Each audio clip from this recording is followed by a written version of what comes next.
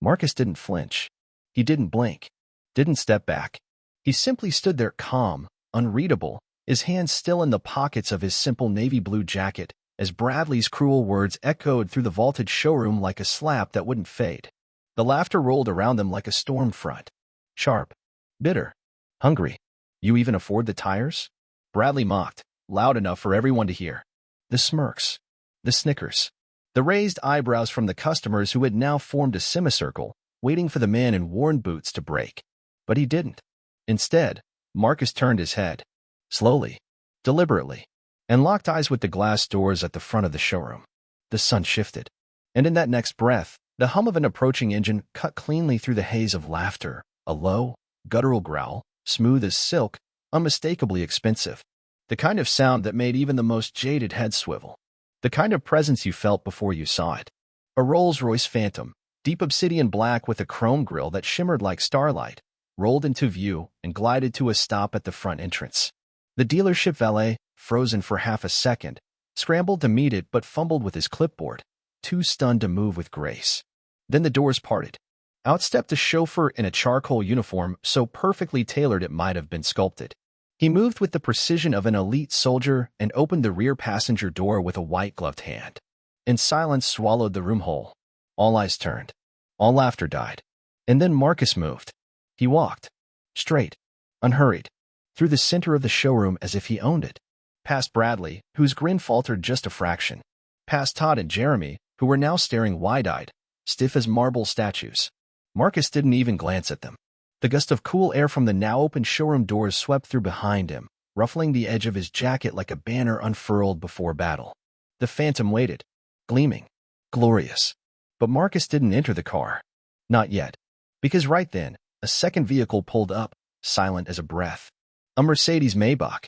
From its rear seat stepped a man in a charcoal gray suit, silver temples gleaming beneath the midday sun. He carried a black leather portfolio.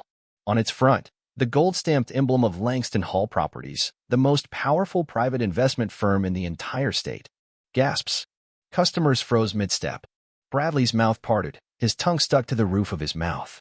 A cold sweat began to beat at his hairline. The man, Jonathan Mercer, walked directly to Marcus with an air of calm reverence and handed him the portfolio. Then, in a voice firm enough to silence the wind, Mercer turned to the room and said, "As of this morning, Hamilton Auto Gallery is no longer owned by Mr. Rothman."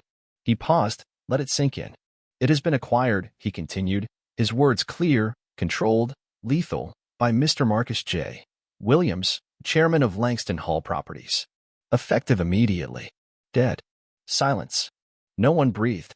And Marcus, now standing center stage, opened the folder, pulled out a thick sheaf of documents, and held them up. Bradley took one shaky step backward. His face drained of color. Todd looked like he'd been punched in the gut. Jeremy dropped his clipboard. "Congratulations, Chairman Williams," Mercer said with a slight bow. And then, finally, Marcus spoke. His voice was low, measured, but each word landed like a hammer blow. "Disrespect is not a value this dealership will tolerate. Not today. Not ever again." The walls themselves seemed to reverberate. "Effective immediately," he continued. "Eyes locked on Bradley. Any employee who mocked a customer, who weaponized arrogance or bias in the showroom, is terminated. Not tomorrow. Not later today. Now."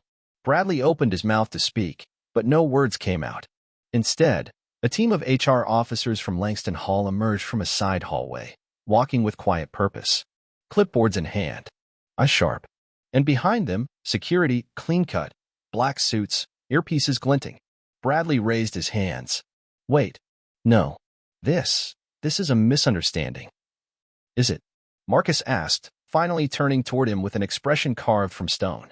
"Did you ask me if I could afford tires? Did you laugh at a man without knowing who he was? Or did you just assume, like you always do?" Bradley was already being escorted toward the side exit, his protest swallowed by the roar of justice. And then, without raising his voice, Marcus added, "Your office will be cleared by noon. Security will walk you out. That's all." Bradley's face broke. The mocker had become the mocked. The man who clapped for cruelty now stood alone in shame. Customers, silent before, now began to move aside. Some nodded. A few whispered apologies.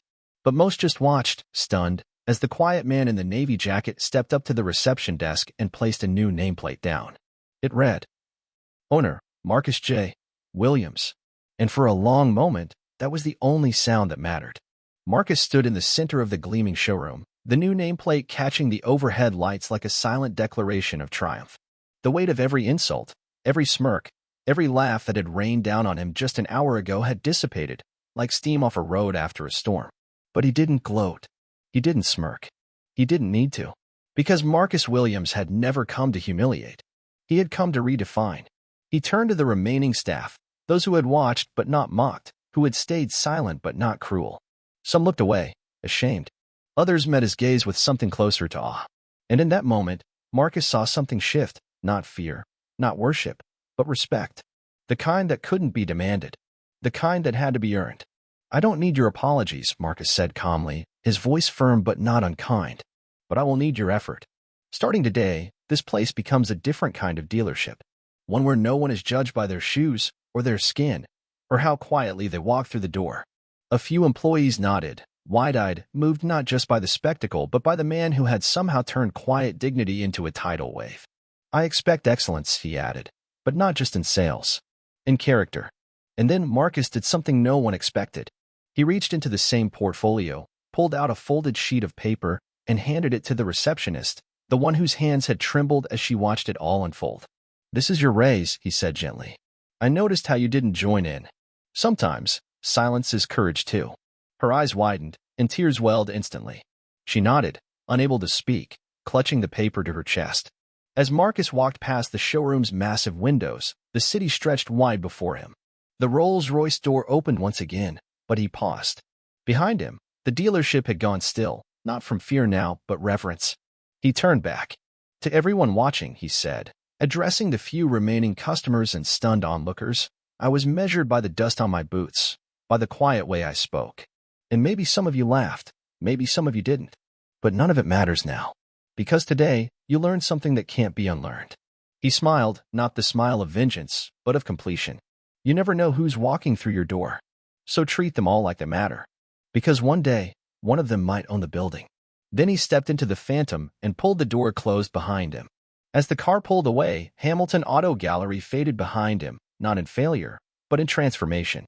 1 year later, Bradley Whitman sat alone in a rented conference room on the edge of the city. Gone were the slick suits and smug expressions. His tie was modest, his posture reserved. Before him sat a dozen young professionals, first-time hires at small businesses, hopeful car salesmen, college interns just stepping into the world of customer service. On the whiteboard behind him, in block black letters, the words: "The New Standard, Session 1. Lesson 1. Never judge a customer by their shoes." Bradley took a breath. His palms were sweating, but he didn't wipe them. He began. "I used to think I understood people," he said softly. "That I could tell who was worth my time, and who wasn't, in the first 5 seconds. I was wrong." He paused. The room was silent. "I lost everything because of how I treated one man. Not because he was rich, but because I didn't bother to see him." His voice cracked, but he continued. "His name was Marcus Williams, and he owned the place I worked before I even knew his name." Some gasps. He didn't scream. He didn't fight. He just stood there, calm, quiet, patient. And while we laughed at him, he was buying the company. The young faces in the room looked stunned. One girl in the front row blinked, then whispered, "What did he do after?" Bradley looked down for a long second. "He gave me justice. And then he gave me something even harder to accept, a chance to change, a chance to be better." He lifted his head, a fire in his eyes that hadn't been there since before the fall. "So if you walk out of here today and forget every tactic, every script, every closing trick, I want you to remember this. Everyone deserves your best. Because you never know who's walking through your door." He exhaled. And somewhere across town, behind a walnut desk in a sunlit office bearing his name, Marcus Williams sat reviewing plans for a new scholarship program he was funding, designed for underprivileged youth entering the automotive industry. Not for profit, not for credit, but because he remembered what it was like to walk into a room full of people who decided you didn't belong before you ever spoke a word. And he wanted to make sure no one else ever felt that again. Because sometimes the most powerful revenge is building a better world. And the loudest voice is silence backed by action.